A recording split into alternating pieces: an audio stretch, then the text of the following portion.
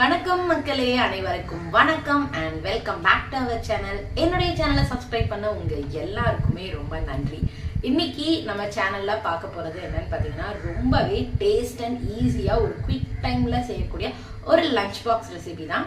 தேங்காய் சாதம் தான் நம்ம பார்க்க போறோம். அதுக்கு முன்னாடி நம்ம சேனலை ஃபர்ஸ்ட் டைம் பாக்குறீங்க இல்ல சப்ஸ்கிரைப் பண்ணாம பாக்குறீங்கன்னா மறக்காம சப்ஸ்கிரைப் பண்ணிட்டு பக்கத்துல இருக்கிற பெல் ஐக்கானையும் கிளிக் பண்ணுங்க. அப்பதான் நான் போடுற வீடியோ உங்களுக்கு ரெகுலரா நோட்டிபிகேஷனா வரும். வீடியோவை கடைசி வரைக்கும் ஸ்கிப் பண்ணாம பாருங்க. பார்த்துட்டு வீடியோ பிடிச்சிருந்தது அப்படின்னா ரெசிபியை ட்ரை பண்ணி பார்த்துட்டு உங்களுடைய ஃபீட்பேக்கை கமெண்ட்ல மறக்காம ஷேர் பண்ணுங்க. வாங்க வீடியோக்குள்ள போலாம். ரெசிபிக்கு முதல்ல வந்துட்டு ஒரு 2 பேருக்காவது நம்ம செய்கிறோன்னா இந்த அளவுக்கு ஒரு அரை முறி தேங்காய் பெரிய அளவுக்கு இருந்ததுன்னா ரொம்ப நல்லது. எவ்வளோத்துக்கு எவ்வளோ தேங்காய் சேர்க்குறோமோ அவ்வளோத்துக்கு அவ்வளோ நல்லாயிருக்கும். ஆட் பண்ண போகிறோம் ஒரு 10லேருந்து 15க்குள்ளக்க. இந்த மிளகு வந்துட்டு முற்றிலும் ஆப்ஷனல் தான். கொஞ்சம் போட்டோம்னா டேஸ்ட்டும் சரி வாசமாகவும் சரி இருக்கும். ஸோ வந்துட்டு அதை நல்லா கொஞ்சம் பொடியாக பொடிச்சு வச்சுக்கிடுதோம்.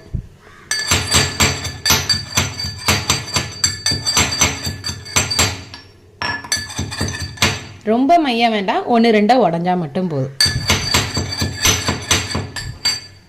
பொருட்கள் பார்க்கலாம். ஃபஸ்ட்டு நம்ம சொன்னல அந்த மிளகு நுணுக்கி எடுத்துருந்தோம்ல அதுக்கப்புறம் 1 ஸ்பூன் அளவுக்கு சீரகம். இந்த சீரகம் இதெல்லாம் நம்ம போடும்போது வந்துட்டு டேஸ்ட்டும் சரி வாசமும் சரி ரொம்ப நல்லாயிருக்கும். ஸோ 1 ஸ்பூன் அளவுக்கு சீரகம். அப்புறம் வந்துட்டு 1 கைப்பிடி அளவுக்கு வந்துட்டு கருவேப்பிலை. 1 கைப்பிடி அளவுக்கு கருவேப்பிலை வந்து வேணும். ப்ளஸ் வந்துட்டு ஒரு பெருவிரல் அளவுக்கு நம்ம கட்டை விரல் இருக்குல்ல இந்த கட்டை விரல் அளவுக்கு உள்ள இஞ்சி அதை நல்லா பொடிசாக கட் பண்ணி எடுத்து வச்சுருக்கிறேன். வந்து 1 கைப்பிடி அளவுக்கு வந்து கொத்தமல்லி இலையை ஆட் பண்ணிக்கிறோம். அதுக்கப்புறம் வந்துட்டு 3லேருந்து 4 வரைக்கும் வரமிளகா. இதே வந்துட்டு மிளகா நம்ம பச்சை மிளகா ஆட் பண்ணோம் அப்படின்னோம்னா இன்னும் டேஸ்ட்டு நல்லாயிருக்கும், வாசமாகவும் இருக்கும். அந்த பச்சை மிளகான்னா 2 பச்சை மிளகா ஆட் பண்ணுறீங்கிற பட்சத்துக்கு ஒரு 1லேருந்து 2 வரைக்கும் வரமிளகா போதுமானதாக இருக்கும். என்கிட்ட பச்சை மிளகா இல்லைங்கிறதுனால நான் இப்போ இதில் ஆட் பண்ணலை. வந்துட்டு கொஞ்சமாக நமக்கு வந்து முந்திரி பருப்பு தாராளமாக போடனாலும் போட்டுக்கலாம். இல்லை ஓரளவுக்கு ஒரு 2 ஸ்பூன்லேருந்து 1 ஸ்பூன்லேருந்து 2 ஸ்பூன் அளவுக்கு போட்டுக்கோங்க. இதுக்கப்புறம் வந்துட்டு கொஞ்சம் நம்ம சாப்பிடும்போது க்ரன்ச்சியாக இருக்கணுங்கிறதுக்காக ஒரு 1லேருந்து 2 ஸ்பூன் அளவுக்கு வந்துட்டு கடலைப்பருப்பு. இந்த கடலைப்பருப்பு முந்திரி பருப்பு இதெல்லாம் நம்ம போட்டு வதக்கி நம்ம செய்யும்போது டேஸ்ட்டு நல்லாயிருக்கும். அண்ட் சாப்பிடும்போது கொஞ்சம் பல்லில் தட்டுப்படுமா, அப்படி கடித்து சாப்பிடும்போது அவ்வளோ டேஸ்ட்டாக இருக்கும். எல்லாம் இந்த ரெசிபிக்கே மெயின் இன்க்ரீடியண்ட்டான தேங்காய் பூவாக திருகி வைக்கிறது நல்லது. ஏன் இப்போ தேங்காய் பூவாக திருகிறது நல்லதுன்னு சொல்கிறேன்னா, இப்போ நல்லா சில சமயம் பூ எடுக்கணுங்கிறதுக்காக எரிச்சல் பட்டுட்டு மிக்சியில் போட்டு பல்ஸ் மோடில் வந்துட்டு கீரி போட்டோம்னா ஒரு தேங்காய் பூ மாதிரி கிடைக்கும்னு சொல்லிட்டு எடுப்பேன். பட் வந்துட்டு இந்த தேங்காய் சாதத்துக்கு வந்துட்டு நம்ம பூவாக திருகி எடுக்கிறதுல தான் டேஸ்ட்டு நல்லாயிருக்கும். ஸோ முடிஞ்ச அளவுக்கு தேங்காயை வந்துட்டு திருகிடுங்க. ஸோ தேங்காய் வந்துட்டு நான் காட்டினில் ஸ்டார்டிங்லேயே வீடியோலேயே அந்த அளவுக்கு வந்துட்டு கொஞ்சம் ஒரு முறி தேங்காய் நல்லா பருவ முறியாக இருந்தால் எடுத்துக்கோங்க. வாங்க ரெசிபிக்குள்ளே போகலாம். ஃபஸ்ட்டு நம்ம வந்துட்டு ஒரு 3லேருந்து 4 ஸ்பூன் அளவுக்கு வந்துட்டு தேங்காய் ஆட் பண்ணிக்கிறோம். எண்ணெய் சூடானதுக்கப்புறம் கடுகு உளுந்தம்பருப்பு ஒரு 1 ஸ்பூன் கிட்டக்க போடுறேன். அதாவது நீங்கள் தனித்தனியாக போடுறீங்க அப்படின்னா ஒரு 1/4 ஸ்பூன் அளவுக்கு வந்துட்டு கடுகு 1/4 ஸ்பூன் உளுந்தம்பருப்புன்னு போட்டுக்கோங்க. நான் 2மே மிக்ஸ் பண்ணியிருக்கிறதுனால அது வந்து 1 ஸ்பூன் போட்டுக்கிறேன். கடுகு உளுந்தம்பருப்பு பொரிஞ்சிட்டு இருக்கும்போது நம்ம நுணுக்கி வச்சுருந்தோம்ல மிளகு சீரகம் இருக்குல்ல, இந்த 2யுமே ஆட் பண்ணுறோம். அதாவது மிளகு நுணுக்கியிருந்தோம், சீரகம் நுணுக்கலை தனியாக 1 ஸ்பூன் இருக்குல்ல, அதை ஆட் பண்ணிக்கிறோம். இது வந்து கொஞ்சம் நல்லா வதங்கட்டும். இந்த ஸ்டேஜில் முந்திரியையும் கடலைப்பருப்பையும் நம்ம ஆட் பண்ணுறோம். 2மே நல்ல கோல்டன் ப்ரௌன் கலரில் வரணும். ஸோ அது வரைக்கும் நல்லா வதக்கிக்கோங்க. இந்த ஸ்டேஜில் வந்துட்டு நம்ம வந்துட்டு என்ன ஆட் பண்ணிக்கலாம்னா இஞ்சி ஆட் பண்ணிக்கலாம்.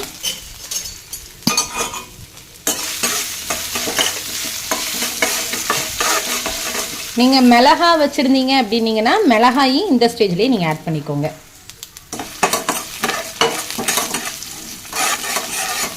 இஞ்சி பச்சை மிளகா இருந்ததுன்னா பச்சை மிளகா எல்லாம் போட்டு நம்ம செய்யும் போது அது ஒரு தனி ஃப்ளேவராகவே இருக்கும், செமையாக இருக்கும். மிளகு வேற நம்ம போட்டுறதுனால நமக்கு வந்து இந்த நெஞ்செரிச்சல் அந்த மாதிரிலாம் இருக்காது. இஞ்சியோட பச்சை வாசனை போனதுக்கப்புறம் வத்தலை வந்து நான் வந்து கிள்ளி போட்டுறேன். உங்களுக்கு கிள்ளி போடாமல் முழுசாக போனாலும் போட்டுக்கோங்க. பட் இந்த காம்போடு நம்ம போடும்போது அது ஒரு தனி டேஸ்ட் கிடைக்கும். ஸோ முடிஞ்ச வரைக்கும் காம்போடு போட்டு பாருங்கள். இப்போ வத்தல் நல்லா வதக்கிக்கலாம். எதனால் தனித்தனியாக வதக்குறோன்னா அது மோஸ்ட்லி எல்லாருக்குமே தெரிஞ்சிருக்கும். ஒவ்வொன்றும் குக்கிங் டைம் வந்து ஒவ்வொன்றுக்கும் ஒவ்வொரு மாதிரி இருக்கும். ஸோ வந்துட்டு பச்சை மிளகாய் வந்து கொஞ்சம் வதங்குறதுக்கு கொஞ்சம் டைம் எடுக்கும். ஆனால் எதை கம்பேர் பண்ணும்போது பார்த்தீங்கன்னா வத்தல் கம்பேர் பண்ணும்போது மிளகாய் வத்தல் வந்து சட்டுன்னு என்ன செஞ்சிடும்னு பார்த்தீங்கன்னா வதங்கிடும். ஸோ அதனால தான் ஃபஸ்ட்டு பச்சை மிளகாய் போடுறதா இருந்தால் இஞ்சி வதங்கும் போதே கொஞ்சம் போட்டு வதக்கிடுங்கன்னு சொல்லியிருந்தேன். இது எல்லாமே வதக்கிறது வந்துட்டு நீங்கள் வந்து அடுப்பு சிம்மில் வச்சுட்டே வதக்குங்க. இப்போ இந்த ஸ்டேஜில் நம்ம கருவேப்பிலை ஆட் பண்ணிக்கலாம். கருவேப்பிலையுமே நமக்கு கொஞ்சம் லைட்டாக க்ரன்ச்சியாக வர வரைக்கும் கொஞ்சம் லைட்டாக வதக்கிக்கோங்க. தேவையான அளவுக்கு நம்ம உப்பு ஆட் பண்ணிக்கலாம்.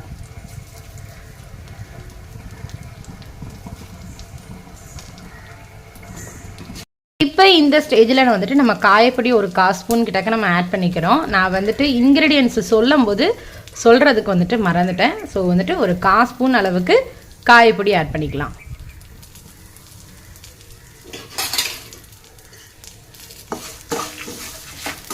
கருவேப்பிலையும் நல்லாவே கொஞ்சம் நல்லா கிரன்ச்சி ஆயிடுச்சு. சவுண்டு கேட்குதா உங்களுக்கு? இப்போ இந்த ஸ்டேஜில் நம்ம தேங்காய் பூவை ஆட் பண்ணிக்கலாம். பண்ணிட்டு போது எப்படின்னா ஃபுல்லாக ஆட் பண்ணிடக்கூடாது. ஒரு கைப்பிடி அளவுக்கு மட்டுமாவது இல்லை, ஒரு 2-3 ஸ்பூனாவது தனியாக எடுத்து வச்சுக்கோங்க. மற்றது எல்லாத்தையும் இதில் ஆட் பண்ணிக்கோங்க. ரொம்ப வந்துட்டு முருகை தேங்காய் வதக்கிடக்கூடாது. அது கொஞ்சம் பதமாகவே தான் இருக்கணும். ஸோ அதுக்கு லைட்டாக அந்த எல்லா உப்பு அது இதுன்னு எல்லாமே ஒன்று போல் ஈவனாக சேர்கிற அளவுக்கு மட்டும் வதக்கினா போதும்.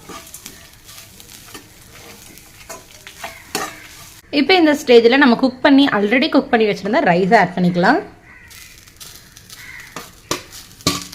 இன்றைக்கி வந்துட்டு 150 கிராம் அளவுக்கு வந்துட்டு என்ன செஞ்சுருக்கேன்னா ரைஸ் குக் பண்ணி எடுத்துருக்கிறேன். நீங்கள் வந்துட்டு பாசுமதி அரிசி அப்புறம் வந்துட்டு பொன்னி அரிசி எதுலனாலுமே சரி நீங்கள் குக் பண்ணிக்கலாம். ரொம்ப கொலைய வேக வைக்காமல் ஒரு 3/4 பதம் அது வெந்தால் போதும். இப்போ இதுக்கு மேலே கொஞ்சம் நம்ம என்ன செஞ்சுருக்கலாம்னா நம்ம எக்ஸ்ட்ரா எடுத்து வச்சுருந்தோம்ல தேங்காய் பூ அதை ஆட் பண்ணிக்கிறோம்.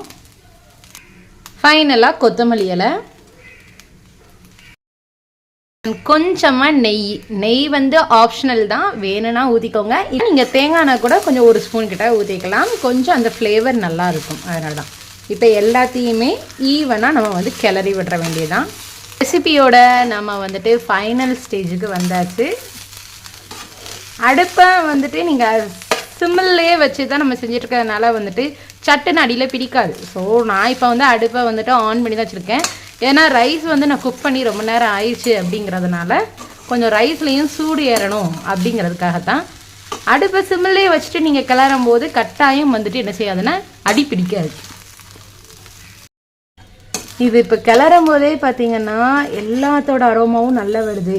நெய்யாக இருக்கட்டும், நெய்யை விட தேங்காய் அதுக்கப்புறம் வந்துட்டு அந்த இஞ்சி எல்லாத்தோட ஸ்மெல்லுமே நல்லா கொஞ்சம் வருது. நம்மளுடைய தேங்காய் சாதம் ரெடி ஆயிருச்சு.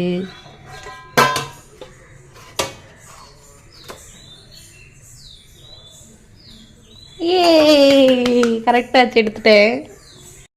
தேங்காய் சாதத்துக்கு வந்துட்டு சைட் டிஷ்ஷாக என்ன வச்சுருக்கேன்னு பார்த்தீங்கன்னா ஒரு குட்டியாக ஒரு கிரேவி மாதிரி தான் வச்சுருக்கிறேன். இது வந்துட்டு என்னதுன்னா சோயா சங்க்ஸ் இருக்குல்ல, அதை வச்சு ஒரு கிரேவி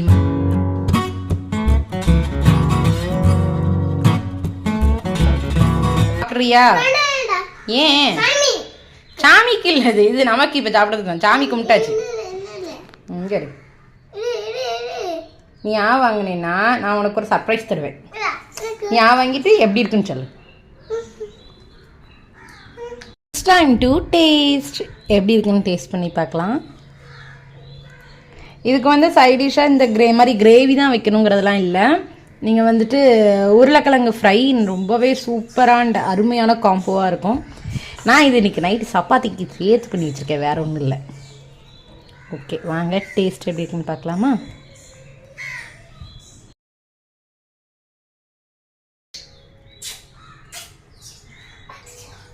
டேஸ்ட்டு நிஜமாவே நல்லா இருக்கு. ஒவ்வொருத்தருக்கும் ஒவ்வொரு மாதிரி சாப்பிட்றது பிடிக்கும். எனக்கு வந்து இந்த கிரேவி மாதிரி வச்சு சாப்பிட்றது பிடிக்குங்கிறனால நான் இப்படி வச்சுருக்கேன். ஒரு சிலருக்கு வந்து சைட் டிஷ் தொடுகறி மாதிரி வச்சு சாப்பிட்றது பிடிக்கும். வெறுமனையா மீல் மேக்கரை மட்டும் சாப்பிட்டுட்டு அப்புறம் அந்த கிரேவியை மட்டும் தனியா சாப்பிட்டா உரைக்காம என்ன செய்யும்? நான் தண்ணி குடிச்சாரு. என்ன சோறு? சத்தமா சொல்லு. நல்லா இருக்கா? என்ன சோறு இது? தேங்காய் சாதம். ஆமா. இந்த கிரேவி காணாதான், இன்னும் கிரேவி எடுக்க போறா.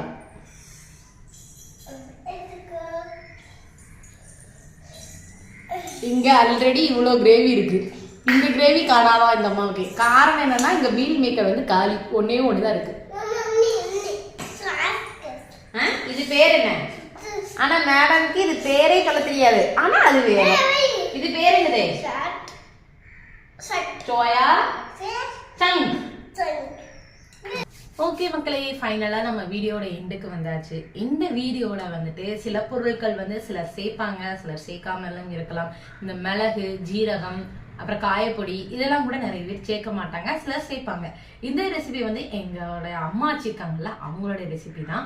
என்னன்னு பார்த்தீங்கன்னா அவங்க வந்துட்டு இந்த மிளகு அப்புறம் காயப்பொடி இதெல்லாம் எதுக்காக போடுறோம்னா, நம்ம தேங்காய் எண்ணெயிலேயே செய்கிறோம், தேங்காய் பூ நிறைய போடுறோம்னால சிலருக்கு வந்து இந்த தேங்காய் எல்லாம் சாப்பிடும் போது நெஞ்செரிச்சல் வரும். ஸோ அந்த நெஞ்செரிச்சல் இல்லாமல் இருக்கிறதுக்காக இதெல்லாம் ஆட் பண்ணுறோம் அப்படிங்கிற மாதிரி சொல்லுவாங்க.